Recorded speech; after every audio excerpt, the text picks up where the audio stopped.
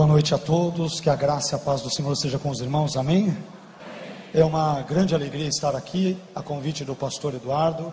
Agradeço também aqui ao pastor José Carlos, aos queridos irmãos aqui da Assembleia de Deus do bairro Jaguaribe, aqui da Paraíba. Quero dizer para vocês que fui muito bem recebido pelos queridos conterrâneos de vocês, os paraibanos, e de uma forma geral me sinto muito bem aqui na vossa terra, no vosso estado. Eu quero primeiramente também pedir desculpas porque 2 dias atrás, ontem ainda dei aula no seminário no Servo de Cristo em São Paulo, e do nada eu comecei a pegar uma gripe muito forte que ainda está caminhando.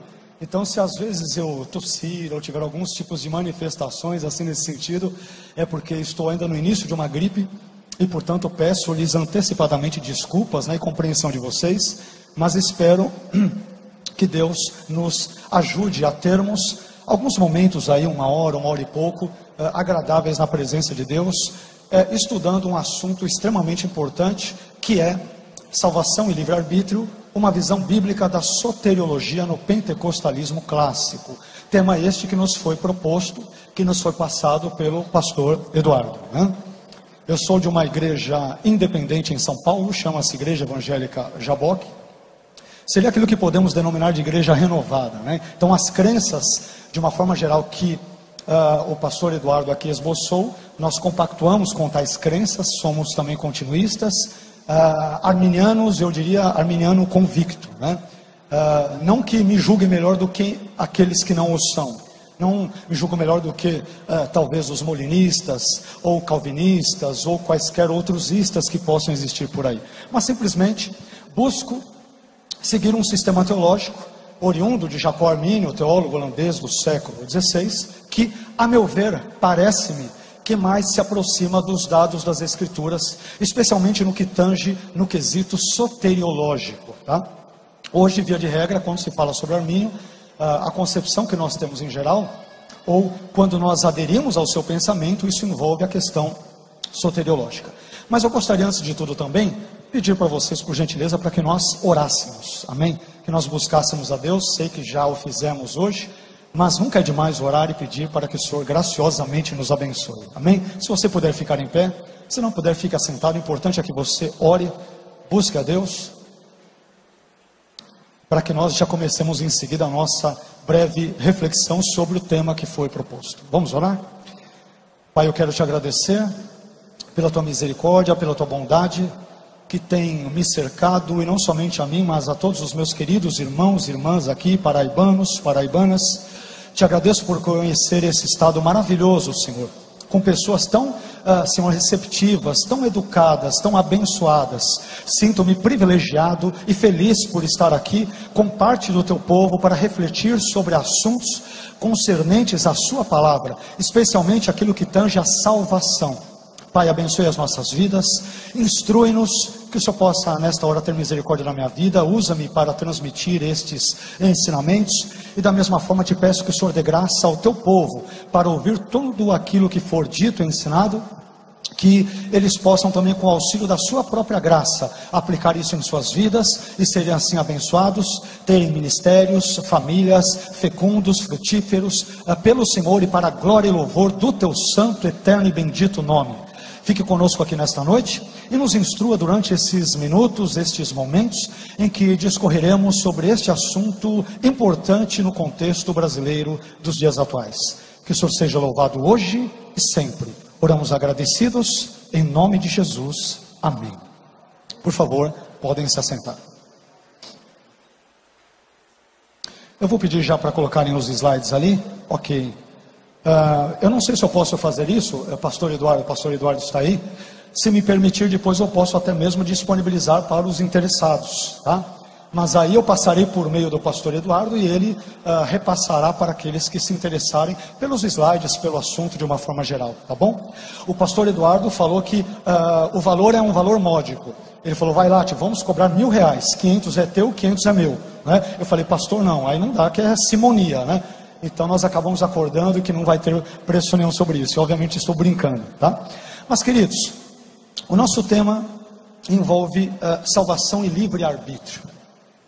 E hoje especialmente eu quero comentar, eu quero compartilhar com vocês os classicamente denominados 5 pontos do arminianismo. Aliás, talvez para quem não saiba, os 5 pontos do calvinismo, a tulip, só surge como reação aos 5 pontos, ou as expressões anteriores colocadas ali por pastores remonstrantes, seguidores de Armínio, no contexto holandês. Então, a tulip, o sínodo de Dort, na cidade de Dordrecht, ali no contexto holandês, eles surgem como uma resposta, como uma tentativa de refutar o pensamento de Armínio e dos seus seguidores, primeiros chamados remonstrantes e posteriormente assim denominados como arminianos.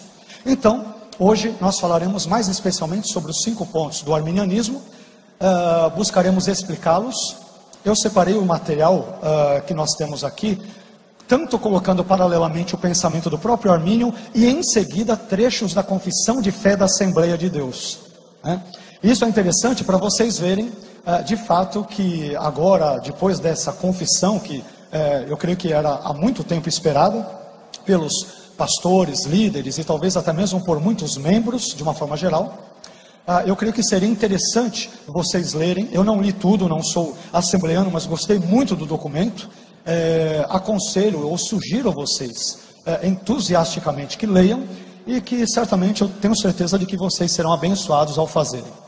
Mas, primeiramente, nós temos aqui um nome interessante que aparece aí para vocês, que é o nome Facts, que aparece aí no slide que vocês têm diante de vocês. Assim como nós temos a tulip, ou a tulipa de forma portuguesada no contexto calvinista, os arminianos, especialmente no contexto americano, eles criaram também um acrônimo, uma palavra artificialmente criada, facts. Aliás, os arminianos americanos até brincam dizendo against facts there are no arguments, ou seja, contra fatos não há argumentos, brincando com isso que os pontos do arminianismo são imbatíveis. Obviamente é uma brincadeira, assim como os calvinistas brincam de um lado, irmãos arminianos brincam também do outro. Mas esse acrônimo em inglês, facts, ele vai resumir os 5 pontos do arminianismo e até mesmo para efeito mnemônico, para que possamos decorar estes pontos, que este acrônimo, artificialmente falando, ele foi criado a fim de o entendermos. Agora eu vou pedir ao próximo, por favor. Pode já colocar os 5 já, tá? Para nós. Ok, obrigado, viu? O primeiro elemento, lembrando que essa é uma ordem que segue o acrônimo, não é necessariamente uma ordem lógica sobre como se dá a salvação no contexto arminiano. É uma ordem que segue simplesmente o acrônimo. O F, ele vem da sigla, ou da expressão inglesa, Freed by Grace to Believe, ou seja, que poderíamos traduzir grosso modo, de forma livre, como libertos pela graça para crer. Esse seria o primeiro ponto dentro desse acrônimo do arminianismo. Como as pessoas nascem totalmente depravadas, e nisto nós, arminianos e calvinistas, concordamos, apesar de vez por outra, talvez um calvinista ou mal intencionado ou mal informado, achar que arminianismo é sinônimo de semi-pelagianismo ou pelagianismo. Talvez conforme o tempo nós explicitaremos mais o que queremos dizer com essas nomenclaturas, mas tanto o calvinismo quanto o arminianismo creem naquilo que é chamado de depravação total. Daqui a pouco eu já vou entrar em detalhes e com definições um pouco mais precisas sobre essas terminologias. O segundo item, o A, vem de atonement for all, ou seja, expiação para todos. E envolve inclusive o texto que o nosso nobre pastor José Carlos leu aqui, de 1 Timóteo, onde ele leu que Deus ele tem o desejo de salvar todas as pessoas. Ele não quer que nenhuma pessoa pereça, mas que todos tenham a vida eterna. Mas por que isso não acontece? Bem, isso nós vamos descobrir ao longo da nossa jornada aqui nessa noite. Em terceiro lugar, nós temos o C de conditional election, ou eleição condicional. No arminianismo, diferentemente do calvinismo, as pessoas são eleitas para a salvação com base na presciência divina. Deus, desde a eternidade passada, Ele previu aqueles que pela sua graça creriam em Cristo, e por esta mesma graça e, obviamente, pela sua presciência, Ele previu aqueles que permaneceriam crendo até o fim de suas vidas. Então, A eleição no arminianismo, diferentemente do calvinismo, que é incondicional, Deus não viu nada, não olhou nada na vida dos indivíduos para salvá-los, e aí ele escolheu salvar apenas alguns e não todos, né? Incondicionalmente, ou talvez eu diria, sem usar o politicamente correto, arbitrariamente, podendo salvar todos, já que a sua graça é irresistível para alguns, ele poderia derramá-la sobre todos, mas ele arbitrariamente não escolhe fazê-lo, isto segundo o calvinismo. Quando vamos para o T, que eu já mencionei agora, nós temos aí a expressão total depravity, ou seja, a depravação total. Eu já vou explicá-la daqui a pouquinho. Finalmente, talvez o tema mais polêmico do arminianismo, assim como no calvinismo, um dos temas mais polêmicos envolve o conceito de expiação. Existem muitos chamados calvinistas de 4 pontos, que eles creem em quase todos os pontos da tulipe, mas quando chega na questão do L, né, eles não aceitam que Jesus morreu só por alguns, mas que Jesus morreu por todos. Então não é o crente tulipe, é o crente tuípe, né? É o calvinista tuípe, não tulipe. Mas da mesma forma você tem também no contexto arminiano uma problemática no que tange ao S de security in Christ, ou seja, segurança em Cristo. No arminianismo, a pessoa só é salva ou está segura da sua salvação enquanto pela graça, mediante a fé, ela permanecer firme em Cristo. Se ela se apostatar dos caminhos de Deus, da sua palavra, dos valores do reino, ela então, de acordo com o contexto, ela pode, vamos assim dizer, perder a sua salvação. Tá? Daqui a pouco, eu já vou nos próximos slides, começar a citar Armínio e compará-lo com o pensamento da confissão de fé de vocês, assembleanos, publicada recentemente. E aí nós vamos ver em que pontos a confissão de fé da Assembleia de Deus bate exatamente com o pensamento de Armínio. Eu diria que de uma forma geral bate 100%, e talvez com um único detalhezinho que não aparece claro ali, e eu tentarei explicitá-lo determinado no devido momento, ok?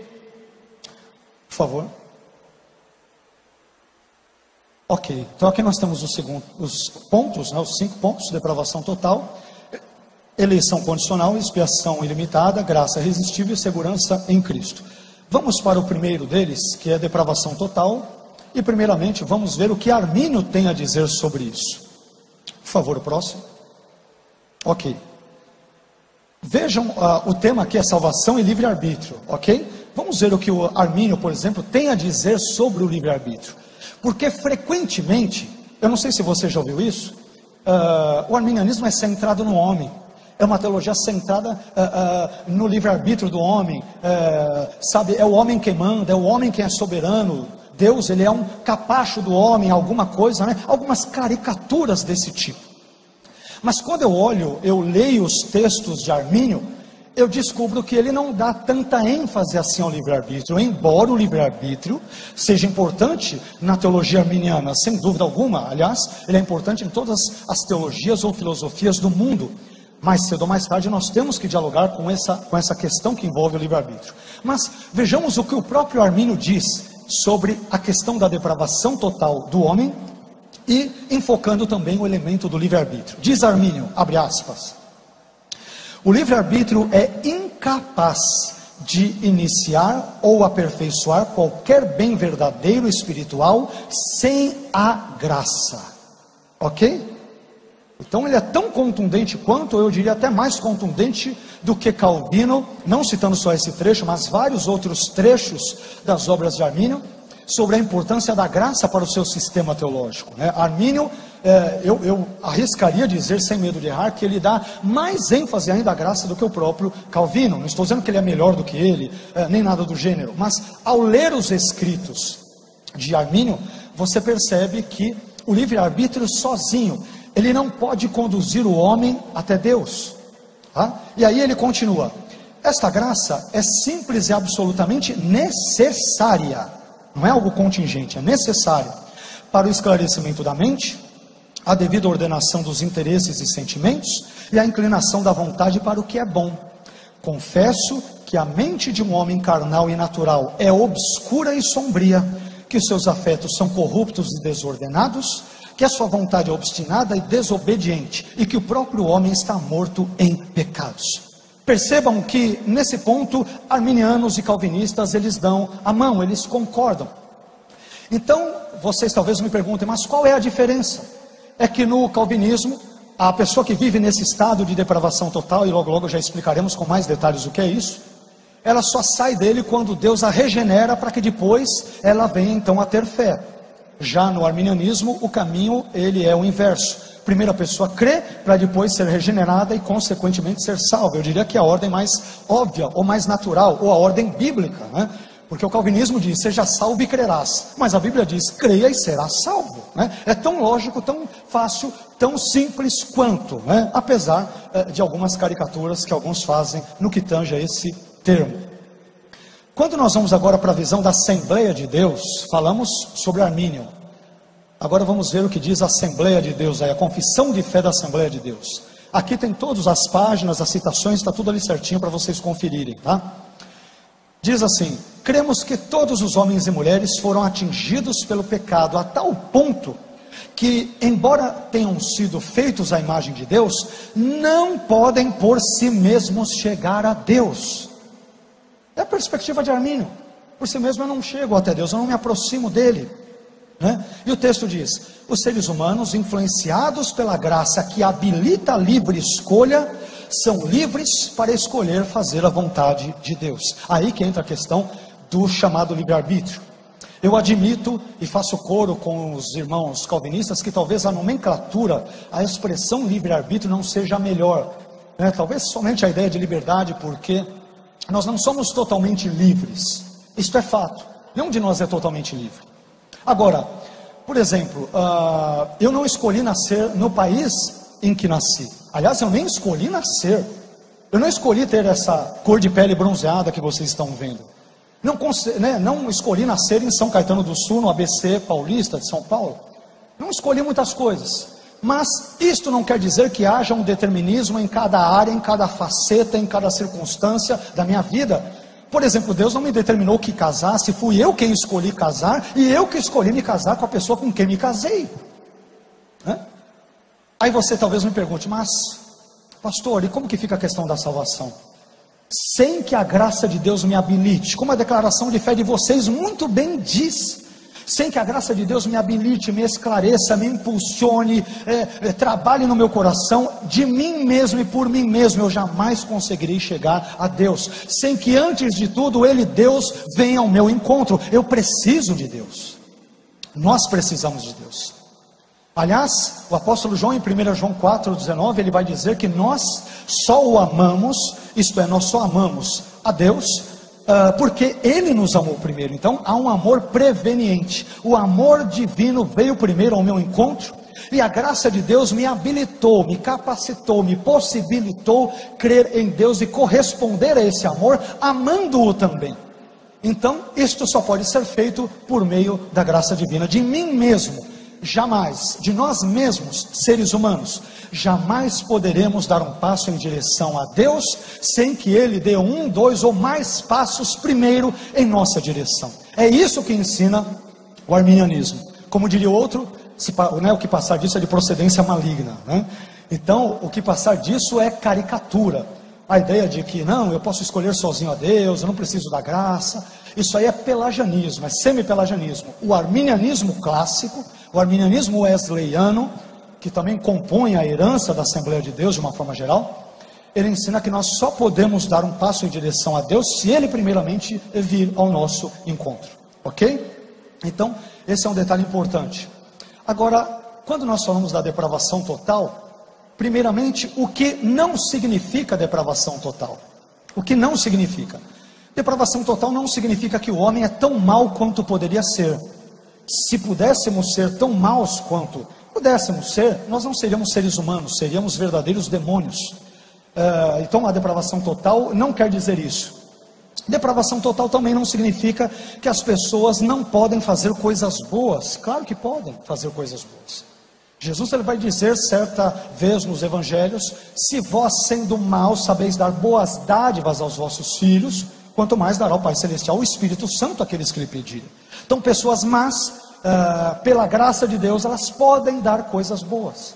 podem agir de uma forma correta, adequada, honesta, justa na sociedade, não pelo seu mérito em si, mas porque a graça as habilita e as capacita a fazê-lo e agir desta forma. Ok? Tudo bem por enquanto? Mas a depravação total também não significa que as pessoas não têm consciência de Deus. O sujeito está tão depravado que ele nem tem consciência de Deus. Não, nada disso. Ele tem consciência sim. A prova disso é Adão. Logo depois da queda, Deus vai ao seu encontro, né? Não se esqueçam que sempre Deus vem ao encontro primeiro do ser humano. Deus ele trava ali um diálogo com ele, e Adão ele demonstra ter uma consciência clara do que fez, e ele a externa para Deus, como se Deus não fosse onisciente e não soubesse de tudo, claro, né? Mas a construção literária de Gênesis aponta para esse sentido. Agora, o que significa a depravação total? Significa que o pecado atingiu a todos os seres humanos em primeiro lugar. Romanos 3:23, todos pecaram e destituídos estão da glória de Deus, todos nós. Mas em segundo lugar, depravação total também significa que o pecado atingiu todo o ser humano, extensivamente, não intensivamente. Em outras palavras, o pecado adâmico afetou nossa mente, nosso palavreado, nosso vocabulário, nossas ações, nossos relacionamentos interpessoais para com as pessoas e, acima de tudo, nosso relacionamento para com Deus. O pecado afetou tudo. E como nós poderíamos talvez exemplificar o conceito teológico de depravação total? Separei aqui pelo menos 2 textos, um do Antigo e um do Novo Testamento para isso. A primeira fundamentação bíblica que eu poderia aqui usar é Gênesis capítulo 6, versículo 5. E viu o Senhor que a maldade do homem se multiplicara sobre a terra, e que toda a imaginação dos pensamentos de seu coração era só má continuamente. Então o homem, ele nasce, ele peca, peca, peca e peca. Um outro texto, bem utilizado também, dessa vez no Novo Testamento, é um pouco mais longo, mas gostaria de compartilhá-lo com os irmãos, é Romanos 3, versículos 10 a 18, que diz: como está escrito, não há um justo nenhum sequer, não há ninguém que entenda, não há ninguém que busque a Deus, todos se extraviaram e juntamente se fizeram inúteis, não há quem faça o bem, não há nem um só, a sua garganta é um sepulcro aberto, com a língua tratam enganosamente, peçonha de áspides está debaixo de seus lábios, cuja boca está cheia de maldição e amargura, os seus pés são ligeiros para derramar sangue, em seus caminhos a destruição e miséria, e não conheceram o caminho da paz, não há temor de Deus diante de seus olhos. Esse é o retrato do homem sem Deus, e ele continuará a ser retratado assim, salvo, a não ser que a graça de Deus o habilite, o capacite, para que ele possa se relacionar com Deus, com o Evangelho e assim por diante. Essa capacitação pela graça, no arminianismo, ela se dá de 2 formas. No arminianismo clássico, isto é, entenda-se, o arminianismo, melhor dizendo, de Armínio, do próprio Jacó Armínio, a pessoa ela tem essa graça que é liberada sobre a vida da pessoa quando ela está exposta à palavra de Deus. Por exemplo, quando ela ouve a Bíblia, ela ouve trechos bíblicos, uma pregação, um louvor bíblico, enfim, essa exposição à palavra de Deus significa que ela já está sob a ação da graça. Já no arminianismo wesleyano, além da graça ser um dos meios pelos quais Deus liberta o arbítrio outrora cativo ao pecado e a Satanás, via de regra, os nossos irmãos metodistas, ou do arminianismo wesleyano, eles entendem que a própria cruz de Cristo, ela emana, quando Jesus ele morre na cruz, ele emana de si graça para toda a humanidade, de modo que todos e quaisquer indivíduos, sem exceção, não sem distinção, como diz o calvinismo, mas sem exceção, todos, absolutamente todos mesmo, podem crer. Mas por que nem todos creem? Bem, porque a graça de Deus é irresistível, isso envolve os demais pontos, porque a eleição de Deus é condicionada à fé. Existem vários motivos pelos quais as pessoas não creem. Não é porque Deus selecionou arbitrariamente meia dúzia para ir para o céu e a maior parte para ir para o inferno, mas é porque Ele simplesmente não previu a fé de determinados indivíduos e portanto não os elegeu por meio da fé prevista, conforme diz Romanos capítulo 8 versículos 28 a 30 e 1 Pedro capítulo 1 versículos 1 e 2, textos estes que citaremos daqui a pouco, ok? Se der tudo certo aí. Bom, Vamos para o outro ponto, por favor. Eleição condicional.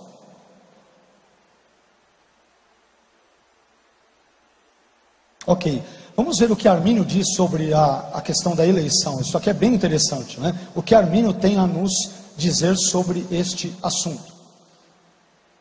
Diz Armínio: Deus decretou salvar e condenar certas pessoas em particular. Até aí parece muito calvinista demais, né? Isso aí é o discurso de todo e qualquer calvinista. Calma, né? Não tire conclusões precipitadas. A continuação do pensamento dele esclarece. E ele vai dizer: este decreto tem o seu embasamento na presciência de Deus, pela qual ele, Deus, sabe desde toda a eternidade que tais indivíduos, por meio de sua graça preventiva ou preveniente, creriam e por sua graça subsequente perseverariam na fé. E ele continua: e do mesmo modo, pela sua presciência, ele, Deus, conhecia aqueles que não creriam nem perseverariam.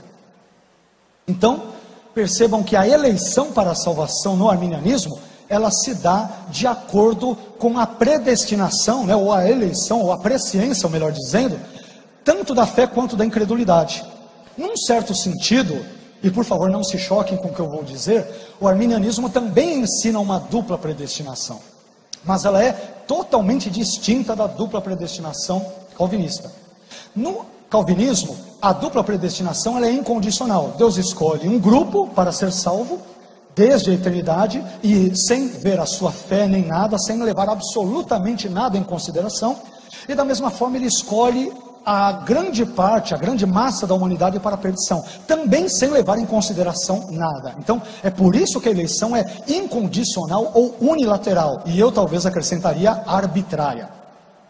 Já no arminianismo, a eleição ela é condicionada, e aí você tem uma dupla predestinação também no arminianismo, mas não se assuste que eu vou explicá-la. A predestinação para a salvação, ou a eleição para a salvação no arminianismo, se dá com base na presciência tanto da fé, como nós acabamos de ler Armínio, como também na presciência da incredulidade. Então Deus, na sua presciência, que é um subproduto da sua onisciência, desde a eternidade passada, Ele previu aqueles que pela sua graça creriam em Cristo, e por esta mesma graça permaneceriam crendo em Cristo até o fim de suas vidas. Estes são os eleitos para a salvação segundo Armínio. Mas da mesma forma, pela sua presciência, Ele previu aqueles que não creriam em Cristo, ou creriam inicialmente, mas não permaneceriam crendo até o fim, portanto apostatariam da fé em algum momento de suas vidas. Estes, portanto, não são os eleitos. Mas tanto a salvação quanto a perdição no arminianismo, elas se dão com base na presciência divina, tanto da fé quanto da incredulidade. Ok? Então nós temos também, de certa forma, uma dupla predestinação, mas que é bem distinta da chamada dupla predestinação calvinista. O critério no arminianismo da eleição envolve a previsão, a presciência da fé e da incredulidade, respectivamente. Ok? Vamos ver agora o que diz a confissão de fé da Assembleia de Deus. Olha que interessante. A predestinação genuinamente bíblica diz respeito apenas à salvação, sendo condicionada à fé em Cristo Jesus, estando relacionada à presciência de Deus, totalmente arminiana, totalmente arminiana. E aí conclui: portanto, a predestinação dos salvos é precedida pelo conhecimento prévio de Deus, daqueles que, diante do chamamento do Evangelho, recebem a Cristo como seu Salvador pessoal e perseveram até o fim. Eu talvez daria uma continuidade e diria: e ele também prevê aqueles que não crerão e nem continuarão, e portanto estes, se ficarem nessa condição, estarão irremediavelmente perdidos, né? Essa é a conclusão lógica da continuidade do raciocínio, né? Mas percebam que tanto Armínio quanto a confissão de fé da Assembleia de Deus fala sobre a eleição condicionada à fé prevista. Esse é mais um elemento importante para os irmãos que são assembleanos e que possuem, vêm de um berço arminiano, saberem que nas raízes da vossa fé existe ali um arminianismo muito forte, pulsante, vivo, apesar de, isso é verdade, ser descaracterizado e desconfigurado em alguns arraiais evangélicos Brasil afora. Ainda temos em muitas igrejas, não só a Assembleia de Deus, mas muitas igrejas pentecostais e outras, pessoas dizendo: dê um passo para Deus, Ele dará outro para você, né? É claro que Armínio, ele se reviraria na tumba se ele ouvisse isso.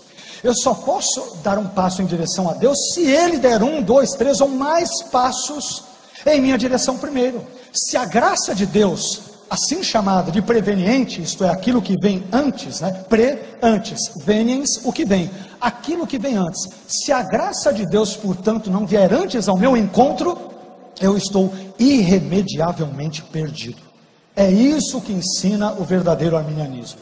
É isso que ensinou Armínio. É isso que está ensinando a confissão de fé das Assembleias de Deus, que é, portanto, e agora mostra a sua cara como sendo contundentemente, escancaradamente arminiana. Escancaradamente arminiana. Ok? Mas vamos ver a fundamentação bíblica para isso. Pode deixar nesse mesmo, tá? Mas eu diria que tem 3 textos básicos. Eu não sei se por causa do horário, acho que eu vou... Bom, vamos ver se dá para citar os 3. O primeiro deles é Romanos 8, versículos 28 a 30. Um texto muito conhecido, mas eu talvez acrescentaria aí desconhecido ao mesmo tempo. Ele diz: e sabemos que todas as coisas contribuem juntamente para o bem daqueles que amam a Deus, daqueles que são chamados por seu decreto. Porque os que dantes conheceu... Veja que a presciência divina também os predestinou para serem conformes à imagem de seu Filho, a fim de que ele seja o primogênito entre muitos irmãos. E aos que predestinou, a esses também chamou, e aos que chamou, a esses também justificou, e aos que justificou, a esses também glorificou. Eu acho interessante porque, com raras exceções, permitam-me ser justo com os irmãos calvinistas, mas com raras exceções, quando o calvinista lê esse texto, ele pula esse trecho que diz, né, os que dantes conheceu também os predestinou. Ele começa lendo predestinou. Ele fala, porque os que predestinou, chamou, justificou, glorificou. Sabe-se Deus porque ele pula os que dantes conheceu. Não sei se eles estavam predestinados a fazer tal coisa, com o texto bíblico, mas a verdade é que eles fazem. Eu já ouvi alguns aí, eu não vou citar nomes, mas calvinistas conhecidos no nosso meio, no contexto eclesiológico evangélico brasileiro. Eu não sei o que acontece, porque há uma unção do pulo, que eles pulam a ideia, ou a expressão que diz, aqueles que dantes conheceu, eles vão direto para o predestinou. Sabe o que eu aprendo com Romanos capítulo 8, versículo 29? Que a predestinação ela é condicionada à presciência, né? Os que são predestinados são os pré-conhecidos. E quem são os pré-conhecidos? A resposta está no versículo 28. Aqueles que amam a Deus. Deus, desde a eternidade passada, Ele previu aqueles que o amariam e, portanto, creriam em seu Filho Jesus, porque é a maior expressão de amor para com Deus. E também previu que estes permaneceriam firmes nos seus caminhos, amando a Ele, a Deus, e crendo no seu Filho. E a estes que Deus pré-conheceu, termo grego prognosco, a estes predestinou. Então a predestinação é condicionada à presciência. É tão simples quanto. Só que aí você vê algumas obras calvinistas dizendo, não, ali prognosco não é conheceu de antemão, é amou de antemão. De que léxico você tirou isso de grego? Que eu queria saber. Calvino vai mais longe e diz, não, ali o sentido do termo é adotou. Mas Paulo poderia ter usado outras palavras gregas para usar, adotou se ele quisesse, ele não usa. Então eu percebo, via de regra, sem fazer generalizações, que muitas vezes os nossos irmãos calvinistas, eles forçam a barra na exegese desse texto, né? De maneira que eles dizem, não, presciência não quer dizer presciência, mundo não é mundo, todos não é todos.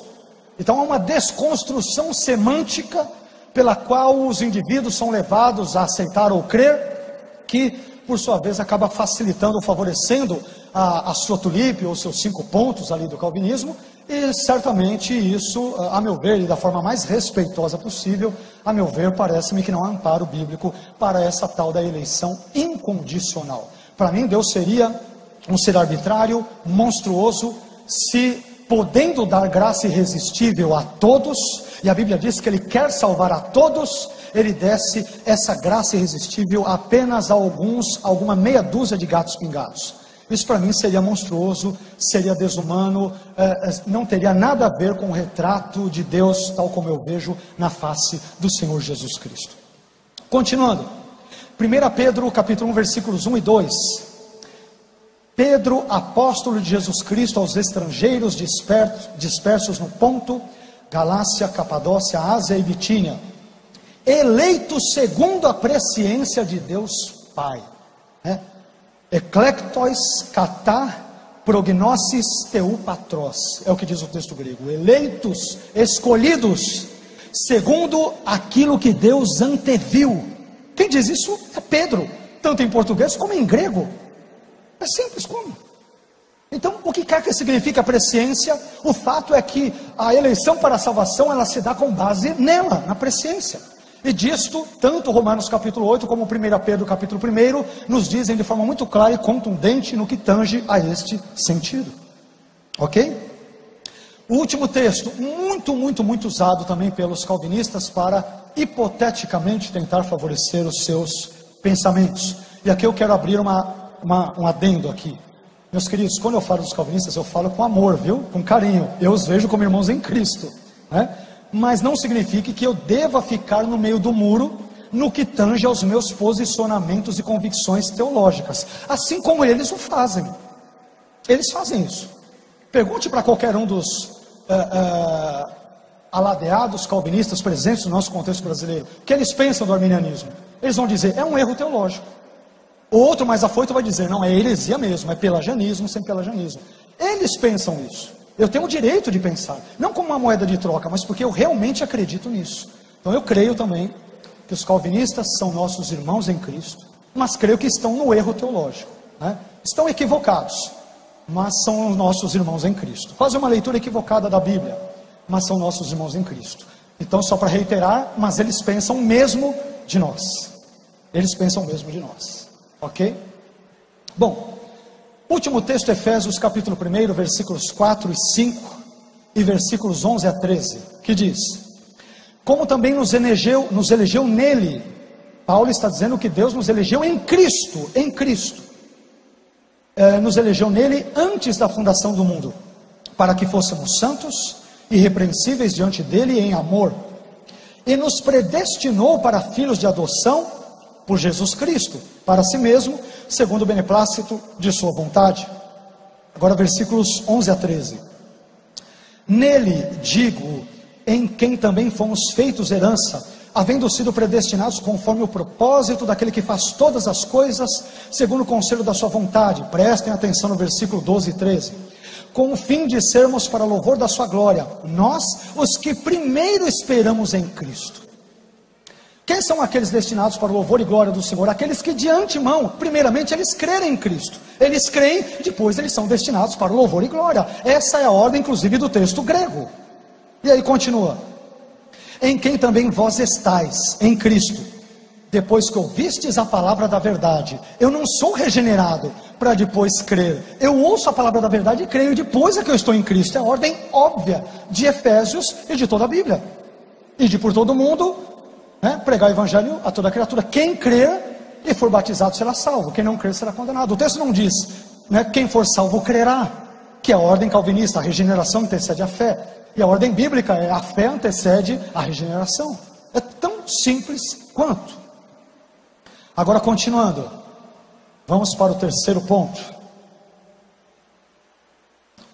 expiação ilimitada, que será o tema de amanhã, permitindo Deus, né, que aqui estejamos. Aliás, é o nome também do livro que escrevi sobre o assunto, na coleção Arminianismo, publicada pela editora Reflexão, né? Tem uns 5 pontos ali do arminianismo, e um deles, a expiação ilimitada, o conceito de que Jesus morreu por todos os seres humanos, sem exceção, sem exceção.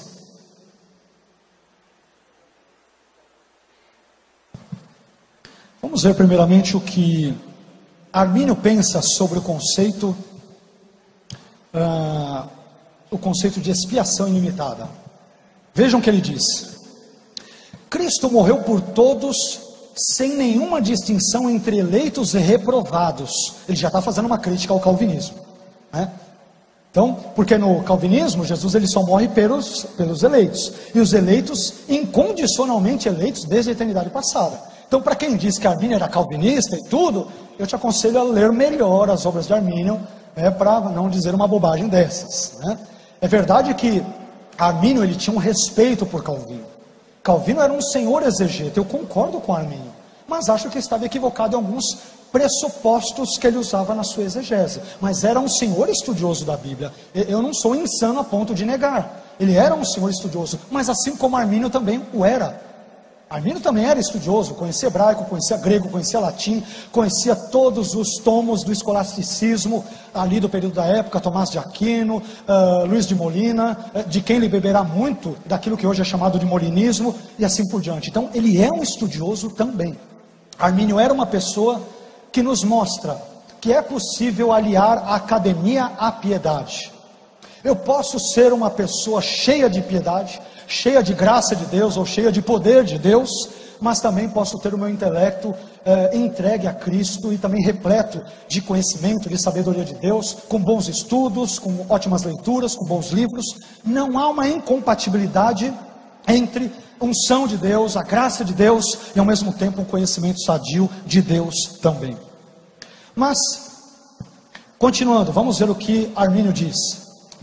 Permitam-me ler de novo do início, para não perder o fio da meada. Armínio diz: Cristo morreu por todos, sem nenhuma distinção entre eleitos e reprovados. É preciso fazer uma distinção entre a redenção obtida e a redenção aplicada. E declaro que ela, isto é, a redenção, foi obtida para o mundo inteiro e para todos e cada um dos homens. Mas ela foi aplicada apenas aos fiéis e aos eleitos. Então, o que Armínio está dizendo aqui em outras palavras? Ele diz, olha, Jesus ele morreu por todas as pessoas, todas mesmo. Quem você pensar aí de ser humano, Jesus morreu por ele. Eu estou dizendo isso porque às vezes alguma pessoa engraçadinha fala para nós, mas ele não morreu pelo diabo, né? Para Jesus morrer pelo diabo ou pelos anjos, ele teria que adquirir uma natureza angelical semelhante ou correspondente. Ele não socorre a anjos, ele socorre a descendência de Abraão, ele socorre a seres humanos, tais como eu e você, pecadores como eu e você, toda essa humanidade, ok? Mas percebam que para Armínio, ele entende a redenção, isto é, o ato de Jesus morrer na cruz, tem dois sentidos. Primeiramente, ele tem um sentido de uma redenção obtida, isto é, quando Jesus ele morre na cruz, ele morre por toda a humanidade, no sentido de provisionar redenção ou salvação para toda a humanidade, sem exceção. Ora, mas por que então nem toda a humanidade é salva, já que ele morre por todos e ama a todos? Porque uma coisa é a redenção obtida e outra coisa é a redenção aplicada. Ela é obtida para todas as pessoas, mas só é aplicada na vida daqueles que pela graça creem em Cristo, e por esta mesma graça permanecem crendo em Cristo até o fim de suas vidas. Essa é a perspectiva de Armínio, né? Essa é a perspectiva dele. Agora, vamos ver o que diz a Assembleia de Deus, e depois vamos ver aí a confissão de fé da Assembleia de Deus e alguns outros pontos. Diz assim a confissão: Deus propôs Cristo Jesus para a propiciação por meio da fé no seu sangue. Jesus é a propiciação pelos pecados do mundo inteiro. Mundo inteiro, está seguindo Armínio na risca. Aí vem a parte B. Deus proveu a salvação para todas as pessoas, mas essa salvação aplica-se somente àquelas que creem. É Armínio puro. Armínio puro. A confissão de fé da Assembleia de Deus só não usou os termos redenção obtida e redenção aplicada, mas o mesmo conceito, o mesmo pensamento teológico, soteriológico de Armínio está presente na declaração de fé das Assembleias de Deus. Agora permitam-me citar algo. Eu quero citar o texto mais amado pelos cristãos e ao mesmo tempo talvez um dos mais desconhecidos pelos mesmos. É isso mesmo, se você estiver pensando em João 3,16, é ele mesmo. É um texto citado a torto e direito, mas muito pouco conhecido, e é um texto que simplesmente ele, a meu ver, mais do que fundamenta, mais do que pavimenta a compreensão arminiana de expiação ilimitada e também da ideia da permanência na fé como um requisito para a salvação. Vou ler e já vou explicar para vocês. João 3,16: porque Deus amou o mundo de tal maneira que deu seu Filho unigênito para que todo aquele que nele crê, grave essa expressão, aquele que nele crê, não pereça, mas tenha a vida eterna. Aqui a expressão aquele que crê, ela vem do grego hopisteuon, que é por sua vez uma expressão que ocorre no particípio presente ativo em grego. Não precisa decorar nada disso, não vai ser sabatinado nem nada do gênero, e isso transmite um conceito de continuidade. Em outras palavras, o que João quer dizer em João 3,16? Como poderíamos parafrasear João 3,16? E esse, a meu ver, é um dos maiores argumentos, existem muitos, que o arminiano não só pode, mas deve usar a seu favor, em razão da expiação ilimitada, e também da necessidade de permanecer em Cristo pela fé, para ser salvo. Olha que interessante, quando nós analisamos sobre isso, nós vemos, por exemplo, também a ideia, primeiramente voltando ao conceito de hopisteuon, aquele que crê, poderíamos parafrasear João 3,16 assim: Deus amou o mundo de tal maneira, para que todo aquele que continuamente nele crê, não pereça, mas tenha vida eterna. Não é, meu irmão, levantar a mão uma vez, o pastor, o evangelista, seja lá quem for, fez o apelo, você veio à frente e você teve uma fé, ou uma suposta fé. Você pode até ter tido uma fé verdadeira em Cristo nesse momento, claro que pode. Deus é soberano, Ele pode fazer isso em quaisquer corações, desde que cedamos a Ele a sua graça, é claro. Mas é interessante nós vermos que é necessário, segundo João 3,16, não apenas crer inicialmente em Cristo, mas permanecer crendo nele até o fim da vida. Isso tem desdobramentos para o quinto ponto, que é a segurança em Cristo. E aí eu creio que talvez vocês vão se assustar com o pensamento de Armínio sobre a ideia da segurança em Cristo. Eu conversava com o pastor Eduardo, e disse a ele que eu tenho andado por muitas Assembleias de Deus e muitas outras igrejas ao longo do Brasil, por todo esse Brasil, e é um assunto que ele está claramente delineado no pensamento de Armínio, mas nem mesmo pastores ou teólogos, com exceções, boas exceções, mas raras exceções, não descobriram isso no seu pensamento. E é por isso que muitas vezes os nossos irmãos calvinistas descem a lenha na gente, porque nós somos inconsistentes na defesa do último ponto, e eles nos criticam com razão. Daqui a pouco, no último ponto, eu vou explicar e explicitar o que eu quero dizer de forma muito clara quanto à ideia de perder ou não a salvação, que é o assunto mais controverso no arminianismo. Mas, falando ainda sobre João 3,16, via de regra, vocês já devem ter se deparado com essa questão. Quando o texto diz que Deus amou o mundo de tal maneira, via de regra, os nossos irmãos calvinistas dizem que aqui o mundo não é mundo, mas é o mundo dos eleitos. Não é isso? O mundo dos eleitos. John Owen, no seu livro sobre a morte de Cristo, ele diz isso, Deus, ele amou o mundo dos eleitos de tal maneira que deu o seu filho unigênito. Quer dizer, é o cúmulo do absurdo, Não há nenhum léxico, nenhum dicionário em grego, nenhum lexicógrafo que permita uma tradução bárbara, uma exegese desse tamanho. Mundo é mundo, são todas as pessoas. Eu vou citar apenas uma meia dúzia de ótimos lexicógrafos, todos eles aqui no texto em inglês. Veja o que eles dizem sobre cosmos em João 3,16. Eles têm uma observação sobre o sentido da palavra mundo em João 3,16 especificamente. Então, primeiro, Edward Robinson, no seu A Greek and English Lexicon of the New Testament, ele disse que cosmos, mundo em João 3,16, é uma metonímia para os habitantes da terra, os homens, a raça humana, é todo mundo. Não é mundo dos eleitos, um grupinho privilegiado, é todo mundo. S.T. Bloomfield, no léxico dele também em grego, ele vai dizer que o João 3,16 se refere metonimicamente aos habitantes do mundo, a raça humana. Estou citando léxicos de grego e inglês de referência nos estudos teológicos bíblicos acadêmicos. Outro lexicógrafo chamado Joseph Henry Tyre, ele vai dizer que em João 3,16 o mundo se refere aos habitantes da terra, os homens, a raça humana, é todo mundo.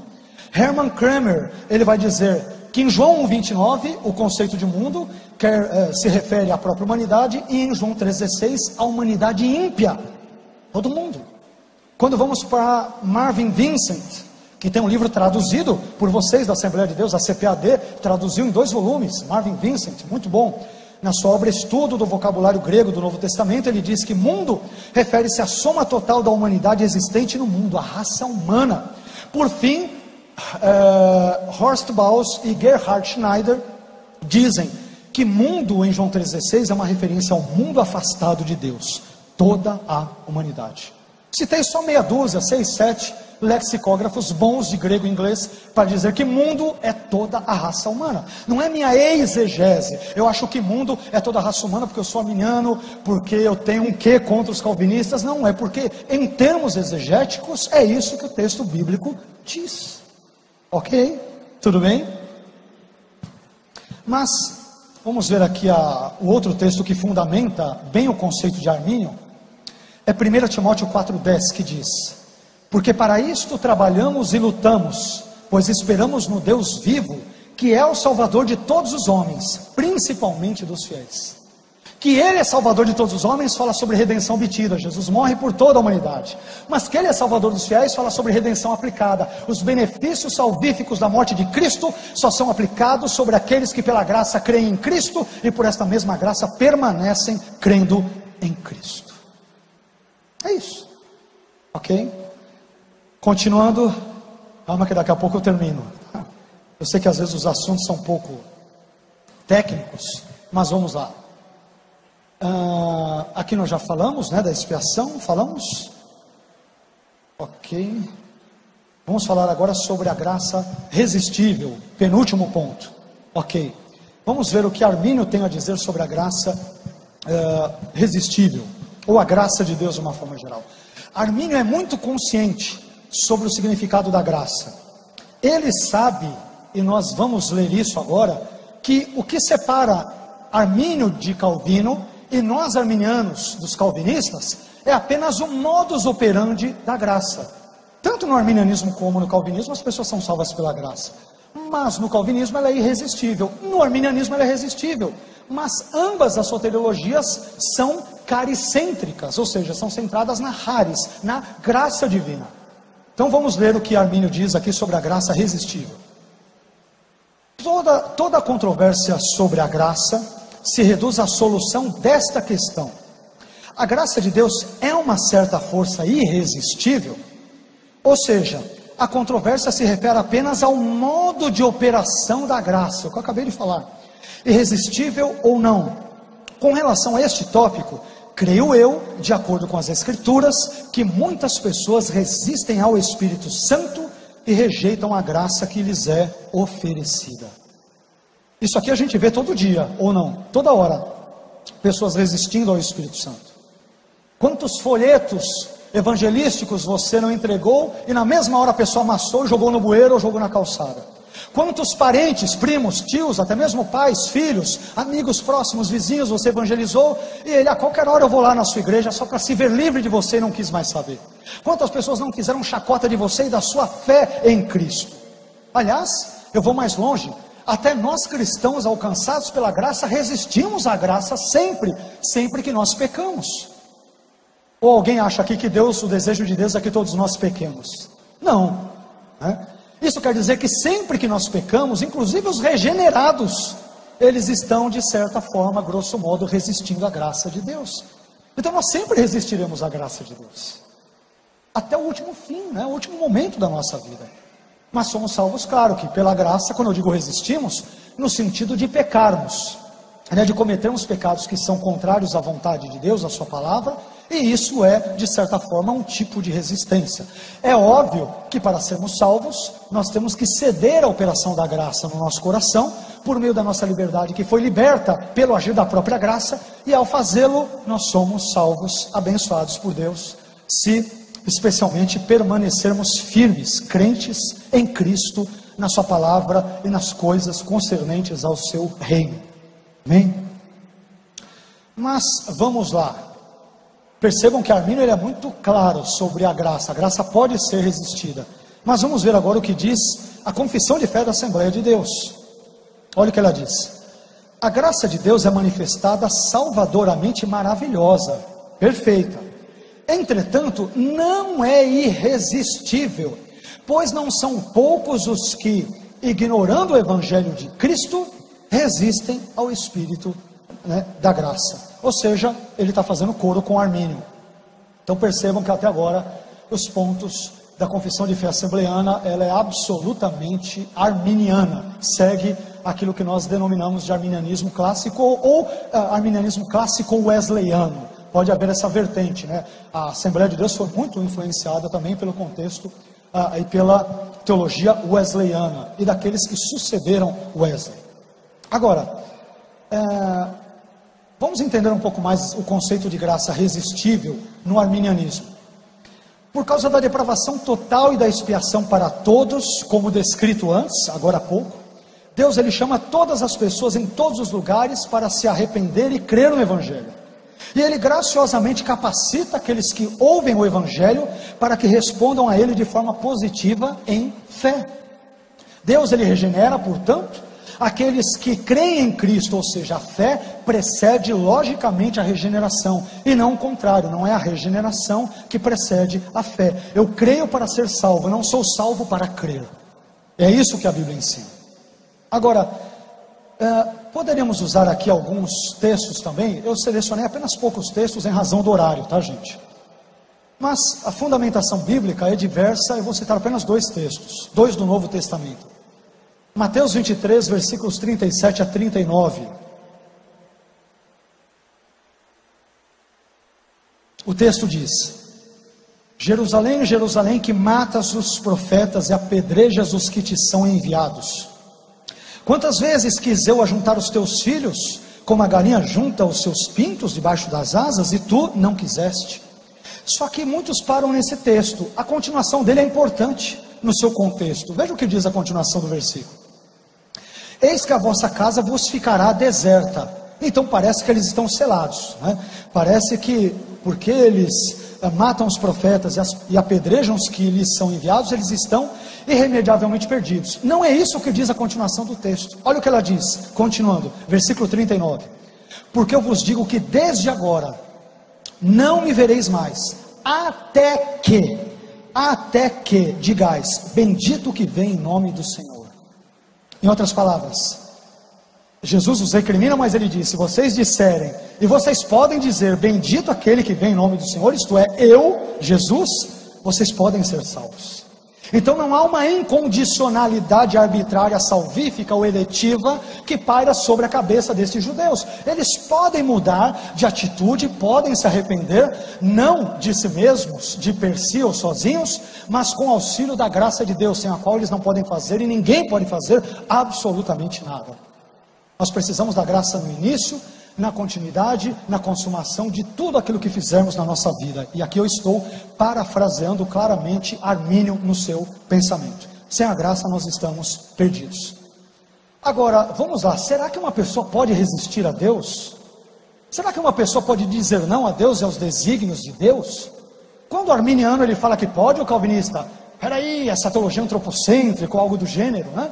Mas eu creio que um único versículo bíblico basta para explicitar a ideia de que as pessoas podem dizer não aos planos de Deus, não no sentido geral, é óbvio, mas de certo modo podem. Leamos Lucas 7, versículos 29 a 30. Lucas 7, versículos 29 a 30. E todo o povo que o ouviu, e os publicanos, tendo sido batizados com o batismo de João, justificaram a Deus. Agora acompanha o versículo 30. Mas os fariseus e os doutores da lei rejeitaram o conselho de Deus contra si mesmos, não tendo sido batizados por ele. A palavra conselho aqui em grego também pode ser traduzida como desígnio. Olha só, o desígnio de Deus para eles era para que se salvassem. Mas pastor, por que não se salvaram? Porque a graça não é irresistível, é tão simples quanto. Nós podemos dizer não a Cristo. Aliás, frequentemente o mundo faz isso. Podemos dizer não a Deus, a palavra de Deus, a casa de Deus, as coisas de Deus. Frequentemente fazemos isso. Mas quando permitimos que a graça trabalhe em nossos corações, e se respondemos favoravelmente a ela, só o fazemos pelo ato da própria graça, então nós somos salvos, se permanecermos nos caminhos do Senhor. Ok? Finalmente, vamos para o último ponto, e o mais polêmico em Armínio, em Armínio e entre os arminianos em geral, né?